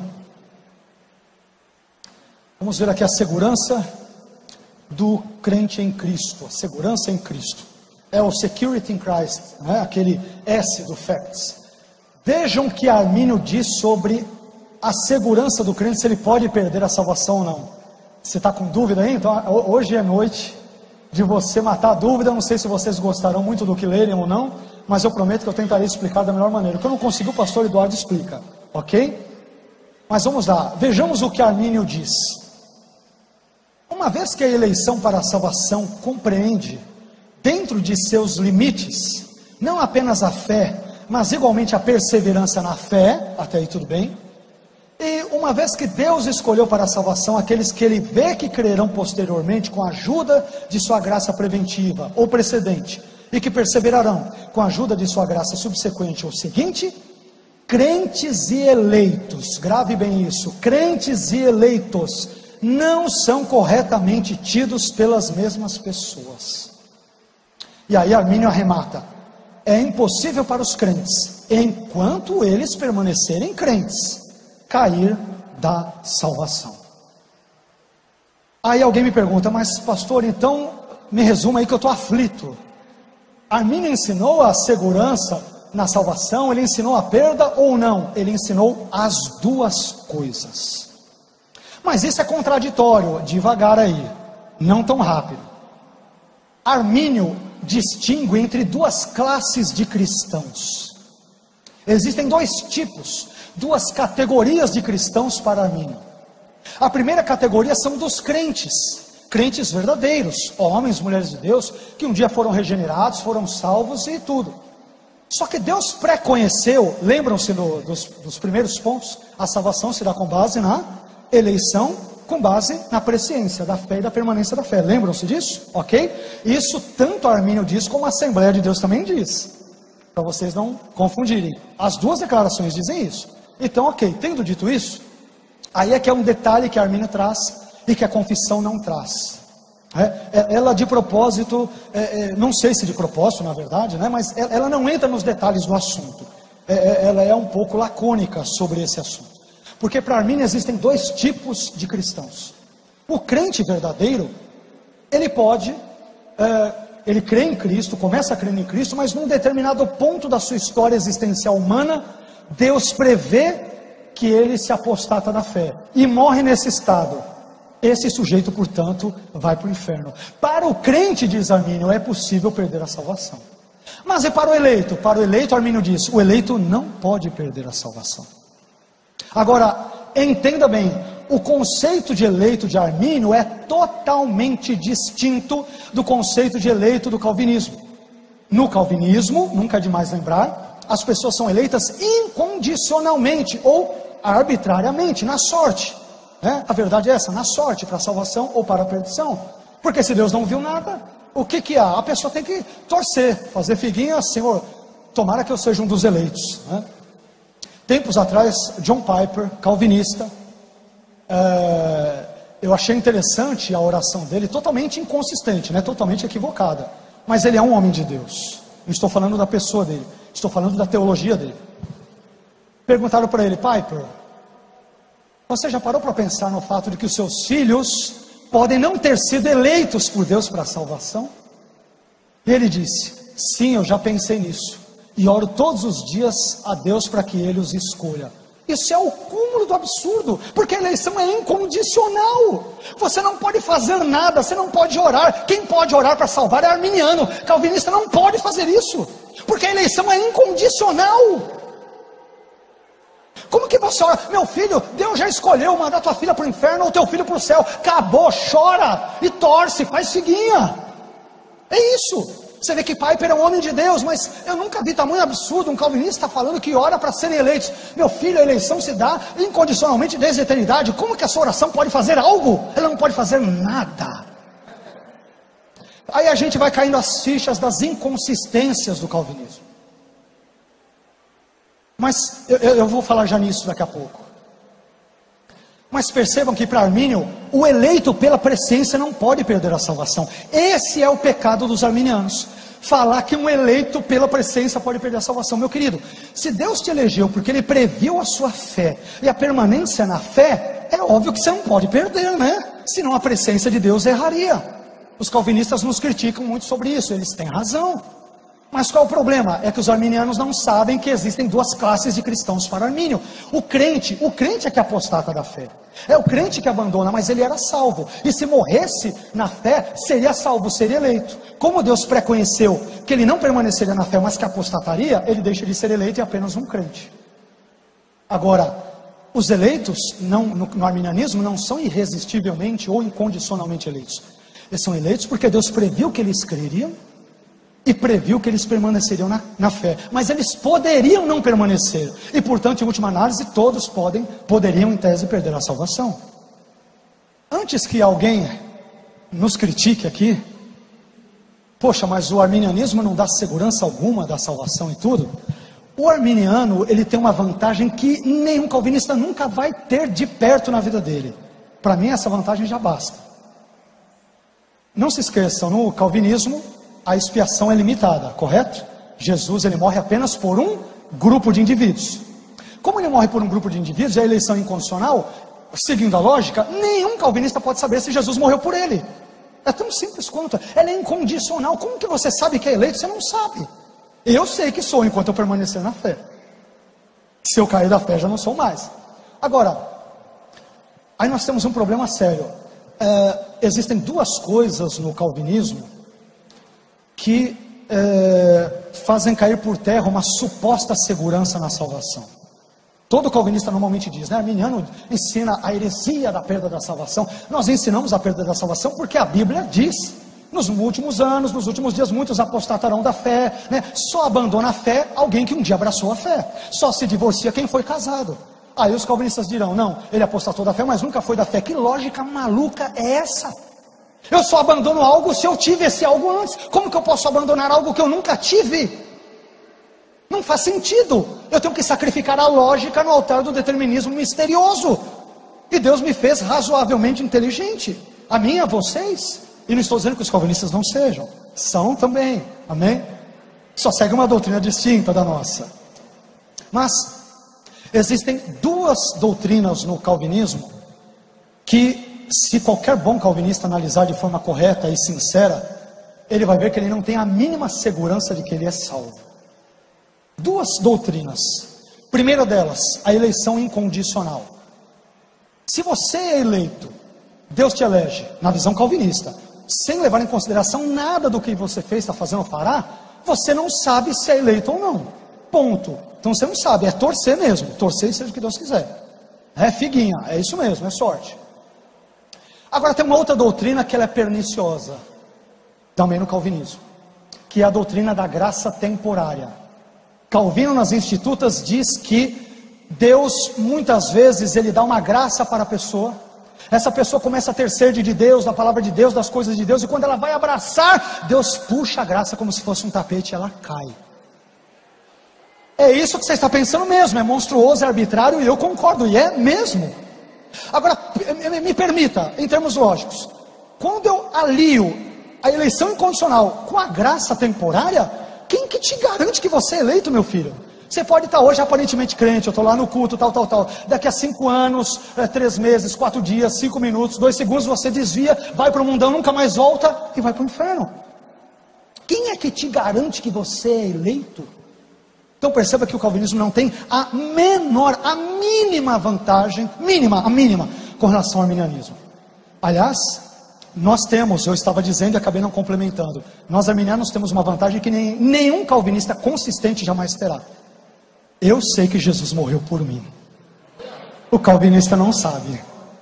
Ele não sabe se é eleito incondicional, não sabe se ele tem a graça temporária, Deus deu, daqui a pouco ele puxa o tapete. Ele não sabe. Eu sei que o que quer que aconteça, que há um Deus que me ama, e Ele morreu por mim na pessoa, na face de Jesus Cristo na cruz, levou os meus pecados, e se eu não resistir à graça, eu serei salvo pela sua própria graça. Então todo arminiano, eu diria não de uma forma petulante, prepotente, nada do gênero, mas nós temos uma maravilhosa vantagem. Eu sei que Jesus morreu por mim. Nenhum calvinista verdadeiro sabe disso.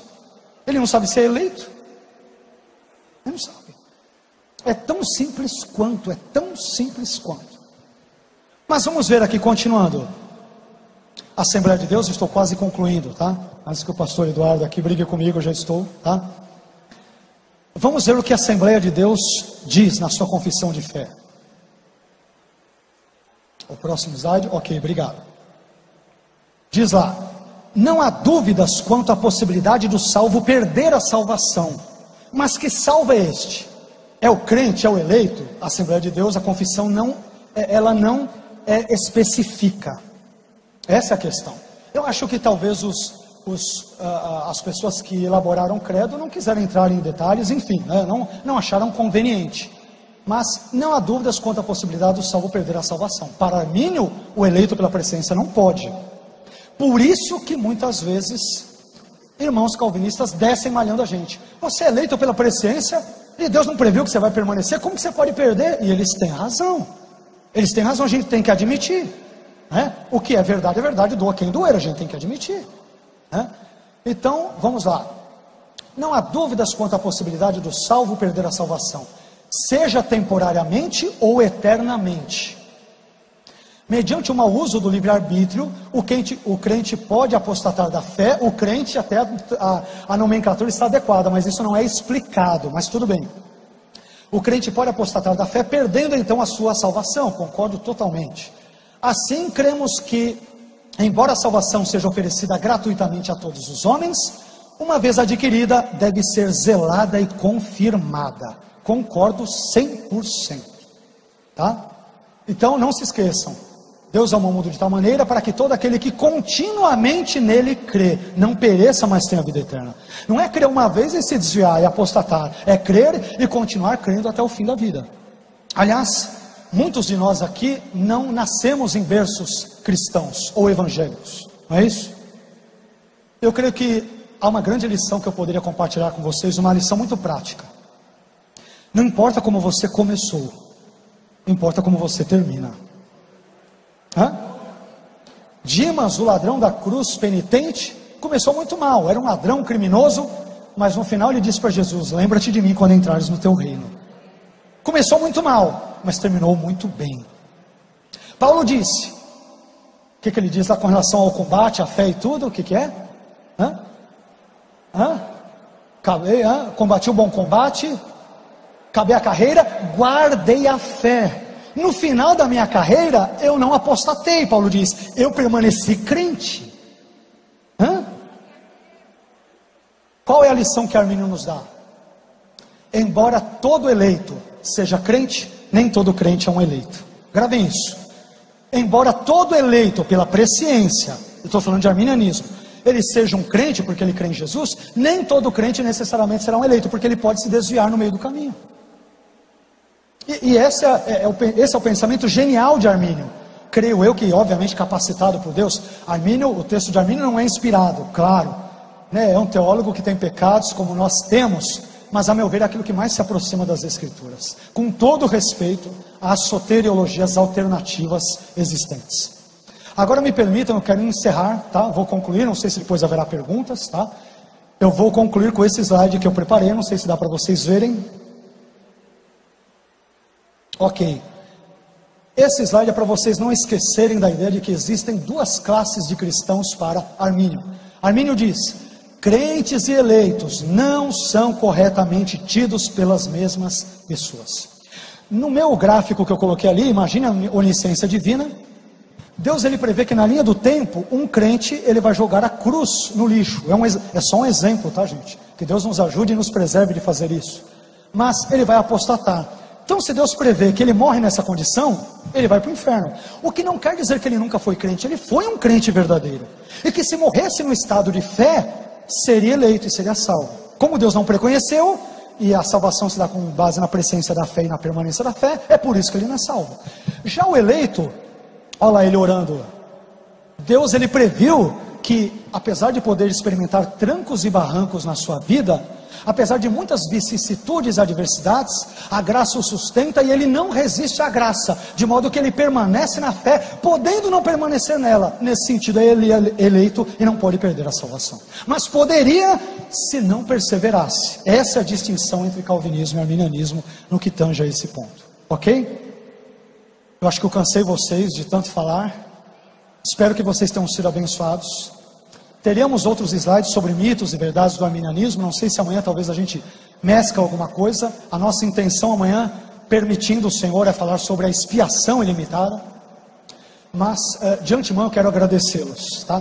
Por ficarem aqui à noite, num bom número, ouvindo sobre arminianismo, sobre Bíblia. Citamos muitos textos bíblicos, buscamos explicá-los, ainda que brevemente, mas que Deus os abençoe. Agradeço mais uma vez ao pastor Eduardo, ao pastor José Carlos, e espero sinceramente que vocês tenham sido abençoados nessa noite, para a glória do Senhor Jesus. Amém?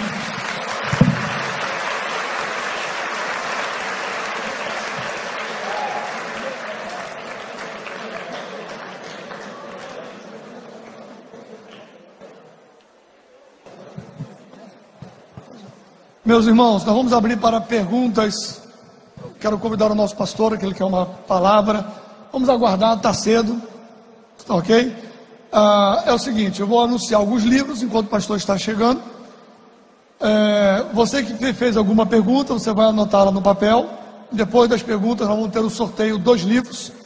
E eu queria que pastor Cláudio, irmão Ronaldo, queria que Ângela, Jussara, pode deixar no chão. Queria que ficasse um em cada corredor aqui. E aquele que tiver pergunta no corredor, você vai levantar a mão, eles vão até você pegar o seu papel. Amanhã nós vamos ter outro sistema de pergunta que vai ser online. Você vai mandar uma mensagem no seu zap e a gente vai receber a sua pergunta no decorrer da própria palestra.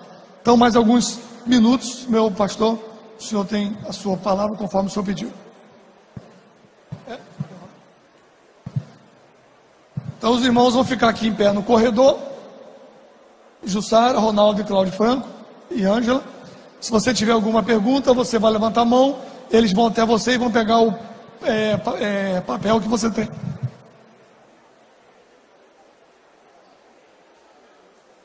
Irmãos, trabalhei numa cidade 10 anos. Mensalmente eu ia levar a Santa Ceia a um casal de crentes. Estão me escutando? Trabalhei numa cidade 10 anos. Mensalmente eu ia levar a Santa Ceia àquele casal de crentes. O homem demonstrava ser um crente, na nossa linguagem, fraco. A irmã demonstrava ser uma crente de valor.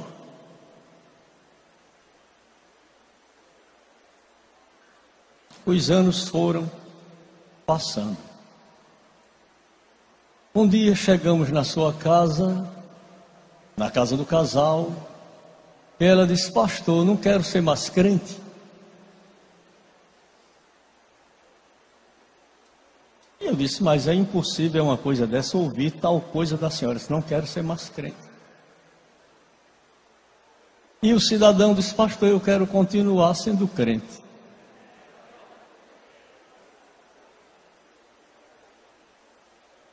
Um mês depois, ela morre nessa situação. Antes de morrer, ela mandou me avisar: não quero que faça celebração de cerimônia fúnebre, não quero que orem, nem que cantem. Morri, pode enterrar. O cidadão permaneceu crente, ela morreu, foi sepultada, e o velhinho permaneceu crente, firme na fé. E eu acredito que nós vamos encontrar com ele lá no céu. Salvação é dom de, não vem das obras para que ninguém se glorie.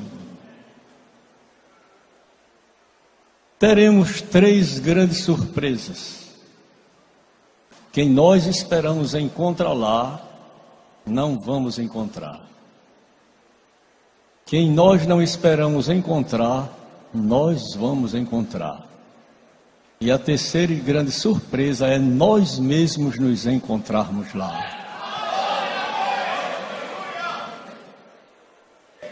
Está dando para entender?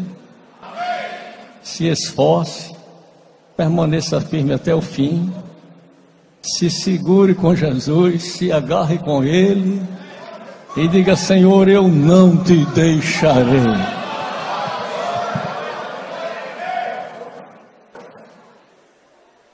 Pronto, meus irmãos, quem pegou, entregou. Queria que Ronaldo e Ângela fizesse a triagem ali, por favor. Ronaldo e Ângela, por favor. Queria que fizesse a triagem ali. Meus irmãos, amanhã nós estaremos aqui às 19 horas. Vamos começar um pouquinho mais cedo, para que o pastor tenha um pouco mais de tempo também para falar. Hoje ele falou sobre a teologia arminiana de um modo geral. E amanhã ele vai falar sobre a expiação ilimitada. Expiação ilimitada é o que se crê pelo arminianismo, que Cristo morreu por todos.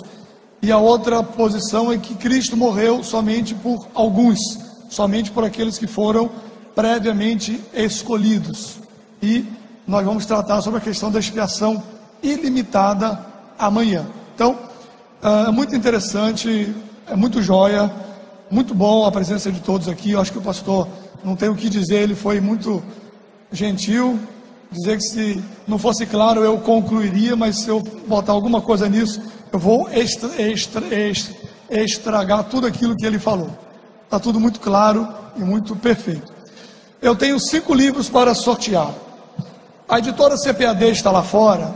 Os livros da CPAD, a CPAD, ela não é apenas uma editora, ela é uma distribuidora de livros.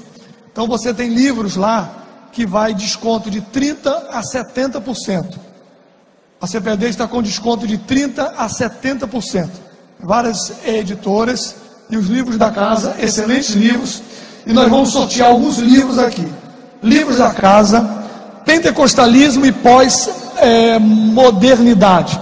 Esse livro é joia, do pastor César Moisés, é o diretor de departamento de educação da casa, é a dissertação de mestrado dele na PUC, Pentecostalismo e Pós-Modernidade.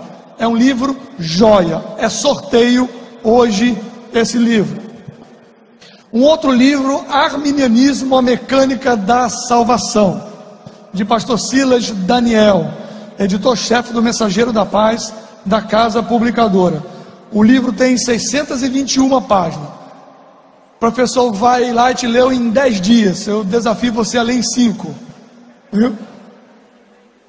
Arminianismo, a Mecânica da Salvação. Pastor Silas Daniel vai estar com a gente em outubro. Outubro, o pastor Silas Daniel vai estar aqui lançando esse livro. Vai estar dando a palestra sobre esse livro em outubro aqui conosco na Semana da Reforma. Então, se você ganhar esse livro, você pode trazer para ele assinar, autografar para você. Se você não ganhar, você pode comprar na casa lá fora, que está com desconto. E a declaração de fé, que foi falada do início ao fim. Mesmo você que está aqui nessa noite não é assembleano, mas é uma declaração de fé arminiana, e o seu conteúdo é comum às igrejas de confissão arminiana no Brasil. Então, você pode adquirir. É preço de revista de escola dominical. Ela está saindo por R$6 apenas. R$6. Então não vai embora sem levar a declaração de fé, ok? E ela também vai ser sorteada hoje à noite. E nós temos 2 livros da editora Reflexão, que a casa também trouxe. Vamos lá, irmãos. A casa também trouxe esses livros, vários livros da editora Reflexão, está ali fora com desconto. E também vai ser sorteado hoje Jacó Armínio, teólogo da graça. Teólogo da graça. Jacó Armínio vai ser sorteado para você. Também tem ali na casa. E o outro de Gesiel Silva Costa, da Reflexão também, Teologia Armínio-Wesleyana, que é a teologia ensinada por Armínio aqui, com as interpretações de John Wesley, como que as igrejas metodistas interpretaram isso no decorrer dos séculos. Lembrando que, infelizmente hoje acabaram esquecendo a caixa no Recife, mas amanhã todas essas obras e os textos que o pastor Vailate mostrou ali, o professor Vailate mostrou, das obras de Armínio, essas obras são editadas e lançadas pela CPAD, pela Casa Publicadora. Então, esses livros, tudo que ele mostrou ali, são obras da Casa Publicadora. E amanhã, essas obras de Armínio também vão estar disponíveis no stand, com descontos especiais pela nossa Casa Publicadora. Bem, o primeiro não será sorteio, será indicação. Primeira doação, que vai ser esse livro aqui de Silas Daniel, de Arminianismo. Vai ser para a primeira pessoa que se inscreveu. O primeiro que se inscreve tem que ser premiado. A primeira pessoa que se inscreveu. Quem foi, irmão Elias? Está com Elias que está fazendo o sorteio ali online ali? Não, tem que botar o microfone lá para você. Ficar vindo aqui nos 5, a gente vai sair aqui meia-noite. Elias está com um programa no computador que está as inscrições e ele vai fazer o sorteio ali online. Quem é a primeira pessoa, Elias? E já leva o microfone sem fio para lá. Quem é a primeira pessoa, Elias? Amor.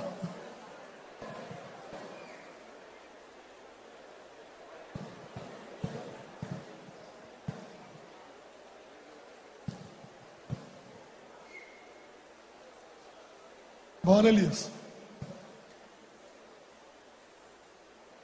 A primeira pessoa que se inscreveu foi Felipe Rodrigo, do bairro do Castelo Branco. Felipe Rodrigo, bairro do Castelo Branco. Aluno do nosso centro educacional. Tudo bem, Felipe. Concluinte da faculdade de História. Muito bem. Vai levar um bom livro de história. Cadê a foto, pastor Cláudio? Tira a foto aqui do... Olha para lá, pessoal. Já digo o nome do segundo. Raquel Bezerra de Melo, bairro dos Bancários.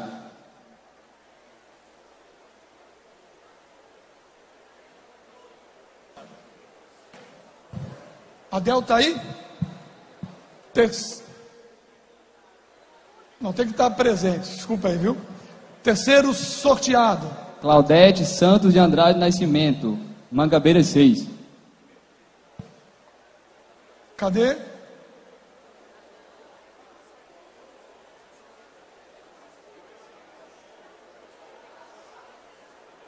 Sorteio outro, tem que estar presente na hora do sorteio. Maria da Conceição Ferreira Lopes, bairro das Indústrias.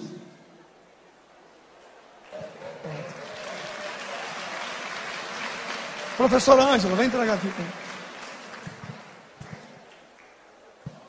Livro de Teologia, Armínio Wesleyana, Gesiel Silva Costa.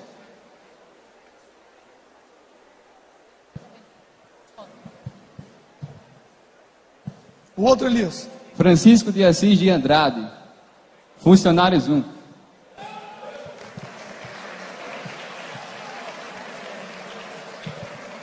A declaração de fé da igreja. Queria chamar o nosso pastor para entregar a declaração de fé, por favor. Já digo o outro, Elias. Antônio, Campina Grande. Antônio o que, homem? Só tem Antônio, só. Sorteio outro. Leonardo Herones Araújo da Silva Gama, Mangabeira 8. Sorteio outro.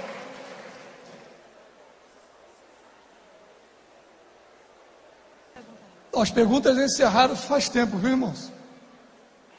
Jacó, teólogo da graça. Por favor, meu amigo pastor Cláudio Mar, aproveita que o senhor está em pé, já entregue aqui para ele. Chame o próximo. Jéssica da Silva Nascimento, bairro de São José. Chame o outro. Evaldo da Mota Silveira. Certinho, professor Evaldo. Para o senhor, cadê Evaldo? Pentecostalismo e pós-modernidade. Professor vai lá e te vai entregar para o senhor. Professor Carlos Augusto. De um doutor para o outro. Isso aqui é o nosso deão do nosso centro educacional, está concluindo seu doutorado em literatura na Universidade Federal do Rio Grande do Norte. Só entregar de presente para ele.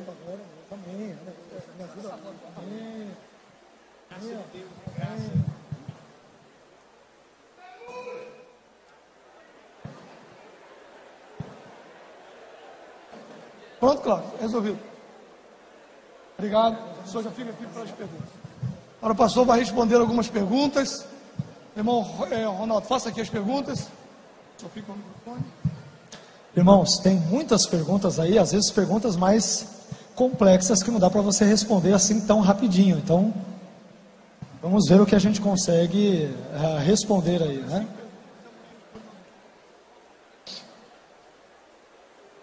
Irmão, tem umas 300 perguntas, então vai responder umas 5, ok? Vai responder umas 5 perguntas e amanhã responde mais. Vai responder 5 para dizer que não tem, viu? Então, por favor, segurem mais um pouquinho. Eu sei que vocês ficaram até o presente, até receber os livros, amanhã tem mais. Não deixe de passar no estande da casa publicadora e você vai ser abençoado. Então, segura aí, 5 perguntas até o final. Primeira pergunta. A paz do Senhor Jesus, meus irmãos. Amém. Primeira pergunta. Se fé é dom, mas não tenho esse dom, como posso ser salvo? Estou condenado? Sou um crente apóstata? Vamos lá. A fé é um dom. Tiago 1,17 diz que toda boa dádiva e todo dom perfeito vem do alto. Se crer em Deus é uma coisa boa, eu desconfio que ninguém discordará de mim. Sem dúvida, a fé ela é um dom de Deus, ela é retratada nas Escrituras como um dom de Deus. Mas nós arminianos não entendemos que esse dom da fé ele é dado apenas unilateralmente ou incondicionalmente apenas a alguns indivíduos. Se não, declarações dos evangelhos tais como esta muito conhecida de Jesus não fariam o menor sentido. Por exemplo, quando Jesus diz para a multidão que o acompanha: arrependei-vos e crede no Evangelho. Poxa, Senhor, segundo o calvinismo, nem todos os que estão ali naquela multidão necessariamente são eleitos. Então estaria Jesus brincando com as pessoas ao exigir fé de toda a multidão, quando na verdade ele não deu graça irresistível e nem o dom da fé para todos? Isso é o cúmulo do contrassenso, né? Aliás, o sínodo de Dort, os cânones de Dort, melhor dizendo, num dos seus artigos, ele diz que Deus ele dá fé apenas para alguns e não dá para outros. Mas depois, ele irá condená-los por não exercer fé nele. É uma coisa, sei lá, me perdoem, mas para mim é uma coisa meio esquizofrênica, é uma bipolaridade. O Senhor não me dá fé, e o Senhor exige de mim fé. O Senhor exige que eu creia em Cristo, quando na verdade o Senhor mesmo não me deu essa graça irresistível, esse dom da fé incondicional para crer em Cristo. Não faz o sentido. Então, nós somos salvos sim pela fé em Cristo. Eu diria de uma forma geral, essa pergunta tem muitos desdobramentos que eu não queria aqui entrar, povos não alcançados e várias outras questões que são mais complicadas, mas eu diria que o meio por excelência pelo qual somos salvos é a fé em Cristo. Esse é o meio por excelência, ok? Mas eu não diria que é o único meio, e eu não estou sendo pluralista, relativista nem nada. Por quê? Nós arminianos, por exemplo, cremos na salvação das crianças, dos infantes, ok? E eu pergunto para vocês, que fé um bebê de 3 meses pode exercer em Cristo? Ele nem sabe o que é Cristo, o que é igreja, o que é pastor, o que é púlpito, ele não sabe de nada. Se Deus usar como critério de salvação a fé para aqueles que não podem exercer fé, ele seria um Deus absolutamente injusto, um crápula, eu diria. Então, o critério fé em Cristo é apenas para aqueles que podem crer em Cristo. Quem são esses? Aqueles que quando ouvem o Evangelho, têm a responsabilidade de dizer sim ou não a ele. Não é uma responsabilidade para aqueles que nunca ouviram falar o Evangelho, como que crerão naquilo que eles nunca ouviram? E aí eu estou citando indiretamente Romanos capítulo 1, capítulo 2 e vários outros textos. Eu estou com receio de ser muito lacônico e muito breve na minha fala, e dar margem aqui para mal entendido, ou maus entendidos, né? Mas eu diria que a fé em Cristo é um meio por excelência. Mas não é o único meio. Será que Adão creu em Cristo? Melquisedeque conhecia Cristo Ô Melquisedeque, você sabe quem é Jesus de Nazaré? Jó sabia quem era Jesus de Nazaré. Se eles não sabiam, o critério fé em Cristo não pode ter sido o critério para a salvação de Jó e Melquisedeque, porque naquele período da antiga aliança, eles não tinham a menor noção deste sujeito histórico chamado Jesus de Nazaré. Ok? Eu diria em geral, tá? Tem muito mais assunto, mas enfim, eu quero ficar por aqui, tá? Segunda pergunta. Atos 13:48 parece inverter a ordem da salvação na perspectiva arminiana. Só parece, perfeito. O texto de Atos 13:48 diz: E os gentios, ouvindo isto, alegraram-se e glorificaram a palavra do Senhor, e creram todos quantos estavam ordenados para a vida eterna. Maravilha. Esse versículo não pode ser tomado isolado do seu contexto. Basta você ler 2 versículos antes, você mata toda a charada.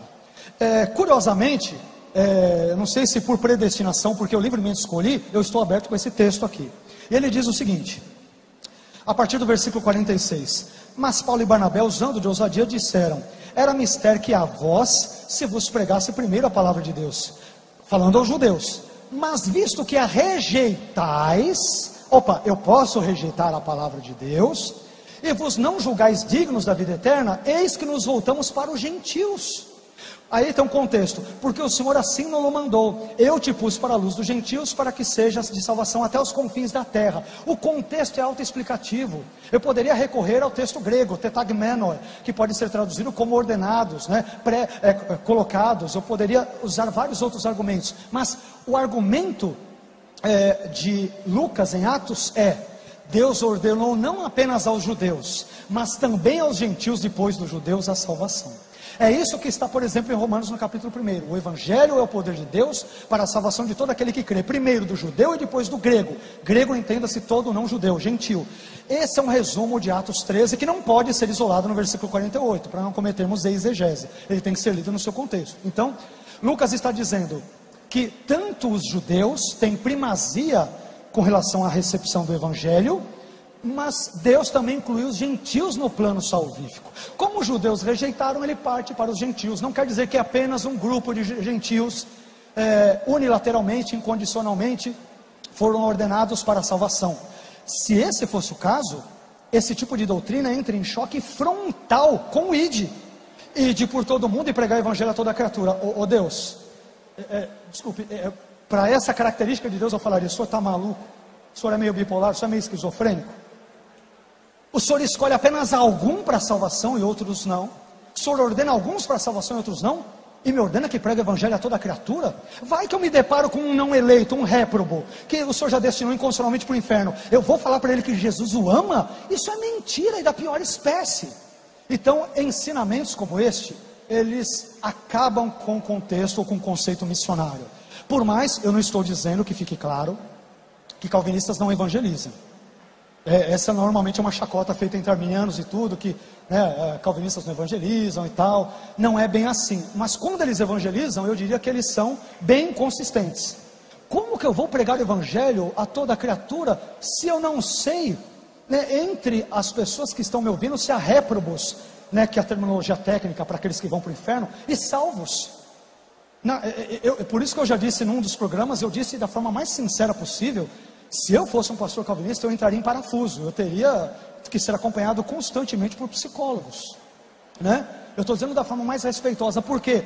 Porque há uma inconsistência lógica. Deus ele elege incondicionalmente só alguns, mas ordena que pregue para toda criatura. Está maluco? Peraí, alguma coisa não bate. Se ele ordena que pregue a toda criatura, é porque toda criatura pode ser salva. Mas pastor, por que nem toda criatura é salva? Porque aqueles que ouvem, muitos deles resistem à graça e ao evangelho, e ao fazerem como os judeus fizeram em Atos 13, 46 a 48, eles não são salvos. É simples assim, ok? Terceira pergunta: uma pessoa aceitou a Jesus, viveu de forma piedosa, depois se desviou do evangelho, se arrependeu e voltou ao evangelho. Numa perspectiva arminiana, o que aconteceu? A pessoa era um crente, um descrente ou um eleito? Opa, ótima pergunta. Primeiro que não dá para saber. Como que você vai saber no fim? No fim, permitam-me dizer aqui uma coisa que é verdadeira. Eu falei dos calvinistas, mas nós, arminianos, também não podemos ter certeza absoluta de que somos salvos. Porque só se até o término da nossa vida, nós permanecermos firmes em Cristo. Esse término pode ser daqui a 1 minuto, a 2, a 5, a 10, eu posso morrer a qualquer segundo. Então eu tenho que ser justo aqui na minha colocação. Então, quem é o salvo no arminianismo? Aquele cuja fé inicial foi pré-conhecida por Deus desde a eternidade, e aquele cuja permanência na fé até o fim da sua existência também foi pré-conhecida. Desse modo, é difícil dizer quem é crente, quem é eleito, quem está aí meia mussarela, meia calabresa, quer dizer, não dá para saber, né? Quem vai dizer isso é o fim da história. Lembrem-se de Paulo, né? Acabei a carreira, combati o bom combate, né? Guardei a fé. No final da vida ele diz, olha, estou terminando e estou terminando crente. Então é isso que vai nos identificar como salvos. Eu diria que nós estamos salvos. Mas por que não somos totalmente? Porque eu tenho que permanecer na fé. É o conceito da Assembleia, o conceito da confissão de Armínio também no seu texto, né? Então nós estamos salvos enquanto permanecemos pela graça firmes em Cristo na fé. Se eu sair disso e sair de uma forma apóstata, total, contínua, deliberada e tudo, então aí eu posso de fato perder a salvação. Ok?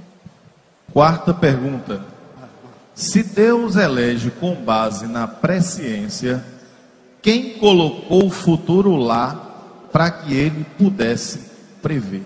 Pergunta tipicamente calvinista. Amo essas perguntas, tipicamente. E essa pergunta é falaciosa. Falaciosa eu estou dizendo em termos de lógica, viu? Não estou querendo falar mal da pessoa que formulou. Estou dizendo que em termos lógicos e filosóficos ela é falaciosa, ela é enganosa. Por quê? Ela pressupõe que Deus só preconhece o que Ele colocou. Por que Deus ele não pode preconhecer sem colocar? Aliás, eu vou mais longe. Essa pergunta é o calcanhar de Aquiles do calvinismo. Se Deus colocou tudo na história, nesse exato momento estão existindo muitos estupros, assassinatos, latrocínios. Deus não apenas preveu, Ele ordenou que acontecesse. E ao mesmo tempo a culpa é do homem, não é dele, né? Aí você vai, essa é uma questão complicada. Então Deus determina muitas coisas, mas não determina todas as coisas. Permita-me usar uma ilustração de um conhecido arminiano, Hayden Wilson Tozer, ou A.W. Tozer. No seu livro, que eu não sei se ele foi traduzido para o português, em inglês é The Knowledge of the Holy, o conhecimento do santo. No capítulo 22, ele dedica o capítulo inteiro só à soberania de Deus, é um senhor livro. Se não foi traduzido, tem que traduzir esse livro, é um livro maravilhoso. E ele usa a ilustração do barco. Ele diz que o mundo, ou os planos de Deus, é como se fosse um barco. Os passageiros que nele se encontram, toda a humanidade, são livres ao longo da trajetória do barco para comer, beber, dormir, casar, separar, crer em Deus, descrer, fazer tudo. Mas por mais que eles façam e desfaçam, o barco segue inexoravelmente por um destino. Em outras palavras, o que quer que eu faça, eu não vou alterar, por exemplo, o fato de que Jesus no passado veio e morreu na cruz pelos meus pecados. Aconteceu, acabou. E ninguém que viveu na época poderia impedi-lo. Eu não posso impedir o fato de que um dia Jesus voltará para buscar a igreja. Posso orar, posso rezar, posso plantar bananeira, posso falar em línguas, posso fazer o que eu quiser. Eu não impedirei Jesus de voltar, porque está no plano de Deus e ponto. Eu não impedirei o anticristo de se manifestar. Eu não impedirei a execução do juízo final. Então tem coisas que eu não tenho como alterar. Então há um determinismo na nossa vida. Nenhum arminiano, só se é um arminiano meio maluco também, meio bipolar, para negar que há um determinismo. Eu falei para vocês, eu não escolhi nascer em São Caetano, ser filho da dona Antônia, do senhor Augusto, né, ter uma pele branca, ter os olhos que eu tenho. Eu não escolhi nada disso. Mas eu escolhi entrar no banco quando eu trabalhei no banco. Eu trabalhei 14 anos. Eu escolhi largar o banco e me dedicar apenas aos estudos teológicos, porque é aquilo que falava mais alto no meu coração. Deus não determinou, isso é escolha minha. E isso para o bem e para o mal. Então, o que eu quero dizer? Algumas coisas Deus determina. Ninguém é maluco de dizer que não. Mas os nossos atos livres, aliás, se eles são livres, eles não podem ser determinados, né? Se são livres, eles não podem ser determinados. Então, eu, por exemplo, eu poderia não ter vindo aqui hoje. Eu cheguei hoje e falei para o pastor Eduardo, ele sabe, esses 2 dias eu estou tomando uns 4, 5 remédios.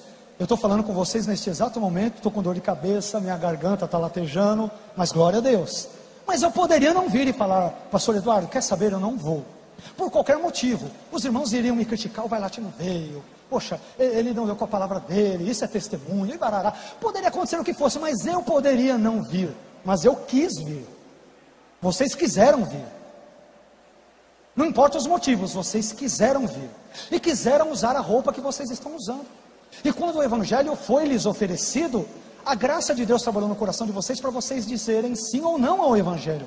Vocês disseram sim, mas poderiam ter dito não. Então, há muitas coisas determinadas. Agora, isso não quer dizer que Deus colocou o futuro lá.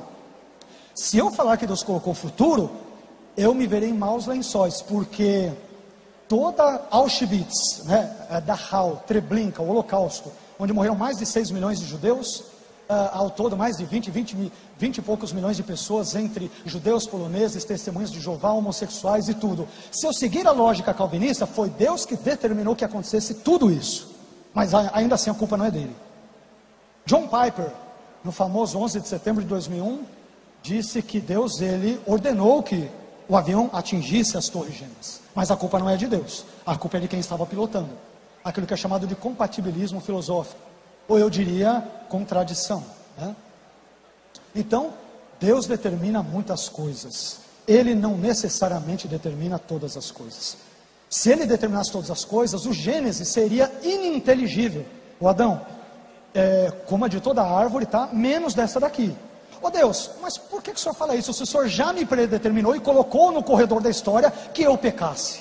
A advertência de Deus, ela seria bobagem. Me perdoem a palavra, seria uma palhaçada. Ô Adão, para de comer, mas eu sei que você vai comer porque eu te determinei a comer. Deus não determinou ele a desobedecê-lo, mas Deus soube que ele iria livremente desobedecê-lo, e é por isso que Adão é culpado. Se Deus tivesse colocado o corredor da história lá na frente, a culpa seria toda de Deus, e como Armínio diz muito bem, nesse caso, haveria um único pecador no cosmos, esse pecador seria Deus, porque todas as coisas más vêm dele. Eu não entendo que esse seja o Deus da Bíblia, ok? Eu entendo que esse Deus está muito longe do Deus da Bíblia, com todo respeito, tá? Está muito longe do Deus da Bíblia. Quinta e última pergunta da noite. Qual a definição de regeneração? Como pode um morto crer, se por Efésios estamos mortos em nossos delitos e pecados? Maravilha, ótima pergunta. Lembrando que Efésios 2, versículos 1 a 3, não é propriedade de calvinista. É um texto bíblico que os arminianos amam também. Aquela coisa de calvinista tem Romanos 9. Romanos 9 é a criptonita, o medo do arminiano. Que bobagem, quem é que disse uma bobagem dessa? O arminiano explica sossegadamente Romanos 9, sem se valer de artifícios e tudo. Isso é uma bobagem, isso aí é bravata, tá? Mas, só me desculpe, você falou, eu estou pensando em outro assunto, eu esqueci. Qual a definição de regeneração? Lembrei. Bom, regeneração, o termo grego para regeneração é simplesmente novo nascimento. Regeneração é sinônimo de novo nascimento. Conforme João capítulo 1, versículos 11 e 12 em diante, os que nascem de novo são aqueles que recebem o Filho. Está lá, o prólogo do Evangelho de João, capítulo 1, versículos 10, 11, 12 e 13, leia lá. Mas a todos quantos o receberam, deu-lhes o poder de serem feitos filhos de Deus. Eu não sou filho de Deus para depois receber. Eu recebo primeiro, depois eu sou filho de Deus. De novo tem aquela lógica esquisita calvinista, onde os carros são colocados na frente dos bois. É simples, eu recebo a Cristo pela graça. E ao recebê-lo e a manter a minha fé graciosamente que me foi conferida em Cristo, eu sou salvo, então eu sou filho de Deus. Então, essa é a questão. Regeneração é sinônimo de novo nascimento. Só nasce de novo aquele que, quando exposto ao Evangelho, a graça de Deus trabalha no seu coração de alguma forma e possibilita-o, portanto, de crer em Cristo. E ao fazê-lo, e ao permanecer firme na sua fé em Cristo, ele é visto como um eleito, na concepção de Armínio. Mas poderia não sê-lo se ele se desviasse ou se apostatasse da fé. Ok? Mas só para reforçar, pastor, a pergunta final ele diz: desculpe, como pode um morto crer? Desculpe, tá bom, desculpe, tá? É que minha cabeça, vamos lá. Efésios 2, 1 a 3. quando fala de morto, sabe quem refuta esse mesmo versículo? Um calvinista chamado Arthur Walkington Pink, Arthur W. Pink. Num dos comentários dele, ele diz que os calvinistas foram longe demais na sua ilustração desse versículo, porque pessoas que estão mortas espiritualmente, elas ainda podem crer, elas podem crer. Caso contrário, qual é o sentido em Jesus dizer, arrependei-vos e crede no Evangelho? Ô Jesus, o senhor não sabe não, que morto não responde, morto não faz nada? Jesus não sabia, né? Pela lógica ele não sabia, porque ele pede para mortos responderem ao Evangelho, não faz sentido. Então, as pessoas que estão mortas estão mesmo, aliás nós lemos aqui Armínio, em Efésios capítulo 2, versículos 1 a 3, o problema é que o calvinista ele já lê lá, estando nós mortos em delitos e pecados, Deus já os transforma de mortos já para vivos, eles são regenerados automaticamente sem crer, isso não é necessariamente exigido pelo texto.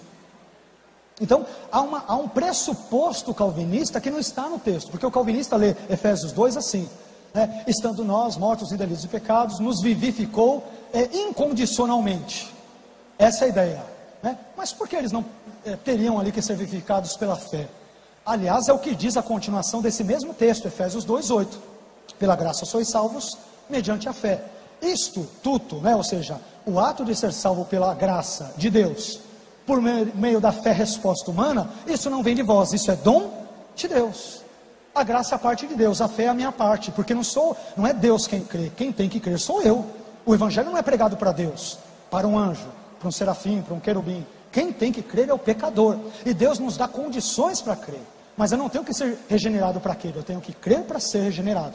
O calvinista pressupõe, é uma mera pressuposição, que entre o estado de morte e vivificação ali em Efésios 2, a pessoa é vivificada automática, sem que tenha que crer.